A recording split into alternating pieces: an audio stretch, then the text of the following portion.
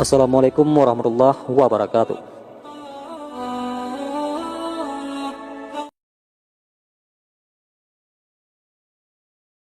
Video kali ini kita akan mengisahkan sedikit tentang kisah Syekh Abdul Qadir Al-Jailani. Hidup Syekh Abdul Qadir Al-Jailani diwarnai kisah-kisah kesalehan serta karamahnya. Pembantu Syekh Al-Jailani, Abu Abdullah Muhammad bin Abdul Fattah Al-Harawi berkisah, "Saya membantu Syekh Abdul Qadir selama 40 tahun. Beliau salat subuh dengan wudu salat isya. Jika beliau berhadas, segera berwudu dan salat sunat 2 rakaat. Setelah salat isya, beliau berkhalwat dan tidak ada seorang pun yang dapat mengganggunya hingga terbit fajar. Beberapa kali khalifah datang ke rumahnya, namun tak pernah berhasil untuk menemuinya."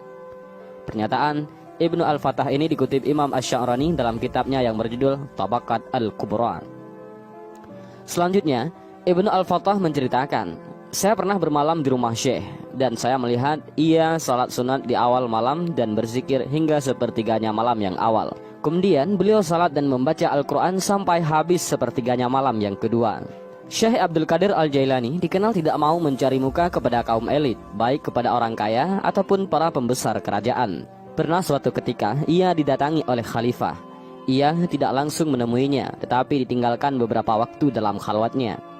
Dikisahkan oleh Abdullah Al-Masalli bahwa pernah suatu ketika Al-Mustanjid Billah, salah seorang khalifah Abbasiyah, datang ke rumah Al-Jailani untuk meminta nasihat. Ia meminta sesuatu yang bisa mententramkan hatinya, yaitu buah apel yang langka yang ada di tanah Irak. Lalu Syekh Abdul Qadir Al-Jailani pun mengadahkan tangannya ke langit memohon kepada Allah. Maka sekejap itu pun 2 buah apel tergenggam di tangannya. Maka diberikanlah sebuah untuk khalifah dan sebuah lagi untuk dirinya. Setelah apel dikupas dari tangan Syekh Abdul Qadir Al-Jailani, terciumlah bau harum dan manis. Tetapi anehnya, kupasan khalifah itu tercium bau busuk dan penuh dengan ulat. Lalu khalifah terkejut seraya bertanya, "Kenapa begini wahai Syekh?" Beliau menjawab, "Ia busuk dan berulat karena dijamah oleh tangan seorang zalim, dan ia harum dan wangi karena dijamah oleh seorang wali Allah." Konon sejak itu khalifah taubat dan menjadi pengikutnya yang setia. Syekh Abdul Qadir Al-Jailani benar-benar tidak takut akan murka khalifah. Padahal pada masa itu, jika seorang berani mencela perbuatan khalifah, maka akan mendapat hukuman yang berat. Kisah lainnya, Abul Husain Ali Husni Nadawi mengungkapkan dalam kitabnya Rijal Al-Fikri wa Da'wah fil Islam. Dalam kitab ini beliau menceritakan ketika Khalifah Al-Muqtadi li Amrillah mengangkat Abu Al-Wafa' Yahya bin Sa'id bin Yahya Al-Mubaffar untuk menjadi hakim ataupun qadhi. Maka Syekh Abdul Qadir Al-Jailani menyerang habis-habisan dalam ceramahnya, "Engkau menjadi penguasa atas kaum muslimin dengan cara yang zalim. Apa tanggung jawabmu di sisi akhirat kelak?" Maka khalifah pun mendadak menangis dan seketika itu juga Abu Al-Wafa' dipecatnya. Tentang karakteristiknya Syekh Abdul Qadir Al-Jailani yang mulia ini, Al-Jailani mendapat julukan yang sangat tinggi. Yusuf An-Nabhani dalam kitabnya Jami'u Karamat Aulia menyebutnya sebagai sultannya para wali ataupun sultanul aulia dan imamnya para sufi.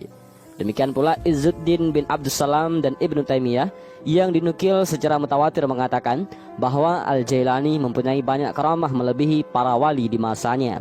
Karamah itu ada kalanya digunakan untuk sesuatu yang luar biasa yang terjadi pada diri seseorang yang saleh atau wali sebagai anugerah dari Allah Subhanahu wa taala untuk menunjukkan ketinggian kedudukan orang tersebut di sisi Allah sebagaimana mukjizat para nabi. Para pengikutnya meyakini karamah Syekh Abdul Qadir Al-Jailani yang terpenting adalah menghidupkan hati dan jiwa yang mati, menanamkan keimanan, menanamkan rasa takut kepada Allah Subhanahu wa taala serta menyalakan jiwa untuk berbakti kepada Allah. Secara metaforis disebutkan, Asy-Sya'rani mengatakan bahwa beliau tidak pernah dihinggapi lalat sebagaimana Rasulullah SAW karena kemuliaannya. Syekh Yusuf bin Ismail An-Nabhani dalam kitabnya berjudul Jami'u Karamat Aulia menyebutkan, pernah suatu ketika Syekh Abdul Qadir Al-Jailani sedang duduk dan hendak berwudu. Tiba-tiba ada burung mengotorinya, maka seketika itu juga burung itu mati. Melihat keadaan itu, maka Syekh Abdul Qadir Al-Jailani cepat-cepat membersihkan pakaiannya dan kemudian pakaian itu disedekahkan kepada fakir miskin sebagai tebusan burung yang mati. Seraya ia berkata, "Seandainya aku berdosa karena burung ini, maka pakaianku inilah sebagai tebusannya." Ia juga menghidupkan burung dan ayam yang sudah mati. Sedangkan Abu Ahmad Abdul Hamid dalam bukunya yang berjudul Jawahir Al-Asani ala Lujain Abbani mengutip Umar Usma Asy-Syarafi dan Abu Muhammad Abdul Haq Al-Harami mengatakan bahwa beliau juga mempunyai kekuatan yang luar biasa, bisa menaklukkan musuh dari jauh. Dengan kekuatan batinnya, ia menangkap seseorang dari kejauhan. An-Nabhani masih dalam kitabnya yang berjudul Jami'ul Karamat Aulia mencontohkan tentang apa yang dikisahkan Saraj tentang Abu Al-Mudhaffar Al-Hasan. Al-Hasan adalah seorang pedagang besar Baghdad.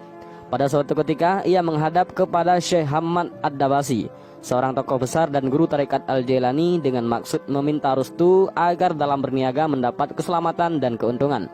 Tetapi Syekh Hamad tidak memperkenankan karena akan ada bahaya maut dan perampok yang hendak menghabiskan barang dagangannya. Sepulang dari Syekh Hamad, pedagang tersebut bertemu Syekh Abdul Qadir Al-Jailani di tengah perjalanan. Maka diceritakanlah semua yang difatwakan oleh Syekh Hamad. Mendengar semua cerita itu, maka berkatalah Syekh Abdul Qadir Al-Jailani, "Berlayarlah tahun ini, pasti engkau selamat dan pulang dengan membawa keuntungan yang besar. Akulah yang bertanggung jawab atas segala risikonya." Beberapa saat kemudian, Abu Al-Mudhaffar pun berangkat menuju negeri Syam ataupun Syria. Ternyata sampai di sana dagangannya laris berlaku 1000 dinar. Kemudian ia menuju Halab, dan dikala ia beristirahat, uang dagangannya tertinggal sampai semalaman. Dalam tidurnya, ia bermimpi bahwa ia dan kafilah lainnya dirampok oleh kawanan penjahat dan dibunuhnya. Setelah bangun, maka di lehernya terdapat bekas darah dan masih terasa sakitnya gorokan pisau. Barulah kemudian ia ingat uangnya yang tertinggal di tempat ia berhajat. Maka segeralah ia mencarinya dan ternyata masih utuh uangnya itu. Dan riang gembira ia kembali menuju ke Baghdad. Sesampainya di sana, ia berkata dalam hatinya, apakah ia harus menemui Syekh Ad-Dabbas dulu karena yang paling tua, atau Al-Jailani yang cocok fatwanya? Tetapi tiba-tiba ia bertemu dengan Ad-Dabbas di pasar Sultan. Kemudian Ad-Dabbas berkata, temuilah dulu Al-Jailani karena ia kekasih Tuhan yang mendoakanmu sampai 17 kali, sehingga bahaya maut yang semestinya menimpa dirimu benar-benar hanya engkau temui di dalam mimpi saja. Begitu pula hartamu yang hilang sementara karena kelupaanmu. Lalu Abu Al-Mudhaffar menemui Syekh Abdul Qadir Al-Jailani. Sebelum ia, maksudnya adalah Al-Mudhaffar, mengutarakan segala sesuatunya, tiba-tiba Al-Jailani sudah mendahului pembicaraannya. Ia berkata, Ad-Dabbas mengatakan kepadamu bahwa aku mendoakanmu 17 kali. Demi Tuhan, sungguh aku mendoakanmu sampai 70 kali hingga kau selamat dari bahaya. Dan demikianlah beberapa di antara karamah Syekh Abdul Qadir Al-Jailani. Cerita ini memang sulit untuk ditelaah secara rasional, tetapi banyak yang meyakini kebenarannya. Karamah memang masalah yang sublim dan luar biasa. Al-Quran memperkenalkan 3 bentuk perbuatan yang luar biasa, yaitu mukjizat, karamah, waqi'iyah, dan sihir. Mukjizat secara sederhana biasa diartikan sebagai perbuatan luar biasa yang muncul dari diri seseorang nabi ataupun rasul. Selain nabi dan rasul, tidak ada orang yang mampu mengakses keajaiban ini. Karamah biasa diartikan perbuatan luar biasa yang muncul dari diri seseorang wali ataupun kekasih Tuhan.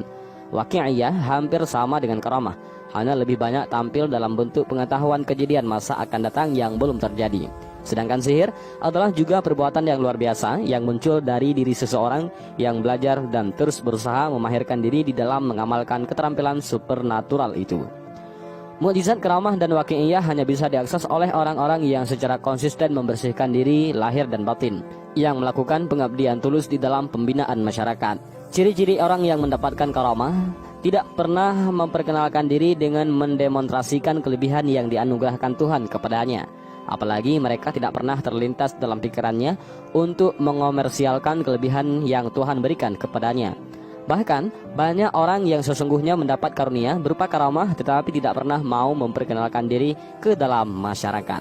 Syekh Abdul Qadir Al-Jailani memiliki kisah-kisah unik sejak remaja. Diriwayatkan bahwa menjelang keberangkatannya menuntut ilmu ke negeri Baghdad, ibunya membekali 80 keping uang emas yang dijahit dalam saku bajunya. Uang itu adalah harta warisan dari almarhum ayahnya. Dikala hendak berangkat, ibunya berpesan agar Al-Jailani tidak berdusta dalam keadaan bagaimanapun. Ia mematuhi nasihat ibunya. Berangkatlah ia. Begitu sampai di Hamadan, ia mendapat ujian dan cobaan. Segerombolan perampok menghampirinya. Syekh Abdul Qadir Al-Jailani tidak nampak berharta kala itu, sebab penampilannya yang sangat sederhana dan miskin. Tetapi salah seorang perampok itu menanyakan uang kepadanya. Al-Jailani pun mengaku bahwa uang dari ibunya sebesar 80 keping. Lalu sang perampok keheranan melihat kejujurannya. Kepada perampok itu, Syekh Abdul Qadir Al-Jailani mengisahkan akan pesan ibunya, bahwa ia tidak boleh berdusta dalam keadaan bagaimanapun, dan ditambahkannya, jika ia berdusta, upaya untuk menuntut ilmu tidak ada artinya. Mendengar kejujuran Al-Jailani itu, konon gerombolan perampok itu tersungkur jatuh di kaki Al-Jailani, dan diceritakan bahwa pemimpin perampok itulah muridnya yang pertama kali. Selama belajar di Baghdad, beliau selalu prihatin dan menahan derita dengan tabah. Berkat kejujuran dan kesalehannya, beliau cepat menerima dan menguasai ilmu dari para gurunya. Beliau terbukti sebagai ahli hukum pada masanya. Syekh Abdul Qadir Al-Jailani banyak menekuni literatur. Misalnya, ilmu tafsir, ilmu hadis, ilmu khilaf, ataupun ilmu yang berhubungan dengan perselisihan para ulama. Ilmu usul, kalam, dan fikih, ilmu nahu, ilmu tajwid, ilmu saraf, ilmu urud, dan ilmu balaghah, ilmu mantik, dan ilmu tasawuf. Di samping ahli hukum ataupun ahli hukum fikih, beliau juga seorang sastrawan. Ini bisa dibuktikan lewat karya-karyanya, misalnya Futuh Al-Ghaib, Fatah Ar-Rabbani, dan Qasidah Al-Ghawsiyah yang terhimpun dalam wacana-wacana. Di masa belajar, beliau gemar mujahadah, sering berpuasa dan tidak mau meminta makanan kepada seseorang meski beliau berhari-hari tanpa makan. 25 tahun beliau uzlah dari masyarakat ramai, hanya memakai jubah dari bulu domba usang dan sehelai kain putih yang melekat di kepala. Beliau mengarungi panas dan dinginnya musim di tanah Irak tanpa beralaskan kaki ataupun sandal, dan makan minum yang tak menentu. Syekh Abdul Wahab Asy-Sya'rani dalam kitabnya Tabaqat Al-Kubra mengisahkan suatu ketika datanglah seorang yang menaruh belas kasihan kepadanya serta memberikan uang. Ia pun menerima pemberian itu sedirham untuk membeli roti. Tetapi tiba-tiba jatuhlah secarik kertas di hadapannya sehingga ia tinggalkan roti itu. Kertas itu bertuliskan, "Keinginan untuk memakan itu dijadikan untuk hamba-hambaku yang dhaif imannya, agar mereka dapat menambah kekuatan berbakti dan taat kepadaku. Adapun bagi orang yang kuat imannya, tentu tidak mempunyai keinginan yang sedemikian." Setelah Syekh Abdul Qadir Al-Jailani menamatkan pendidikannya di Baghdad, beliau mulai melancarkan dakwahnya. Abu Sa'id Al-Mukhrami menyerahkan pembangunan madrasah kepadanya. Madrasah itu tidak menampung para muridnya yang jumlah besar, maka diperluaslah dan selesai pembangunannya pada tahun 528 Hijriah. Madrasah itu dinisbahkan dengan namanya Qadiriyah. Abul Husain Al-Husni Nadwi dalam kitabnya Rijal Al-Fikri wa Da'wah fil Islam menyebutkan tentang kebesaran nama Syekh Abdul Qadir Al-Jailani. Syekh Manawik Qadamah, pengarang kitab Al-Mughni, mengatakan, "Saya tidak pernah melihat orang yang besar perjuangannya melebihi dia," ataupun Syekh Abdul Qadir Al-Jailani. Dan demikianlah kisah video ini tentang Syekh Abdul Qadir Al-Jailani. Mudah-mudahan menambah ilmu pengetahuan bagi kita semua. Dan juga jangan lupa bagikan video ini agar bermanfaat bagi orang lain juga. Terima kasih. Wallahu a'lam bishawab. Assalamualaikum warahmatullahi wabarakatuh.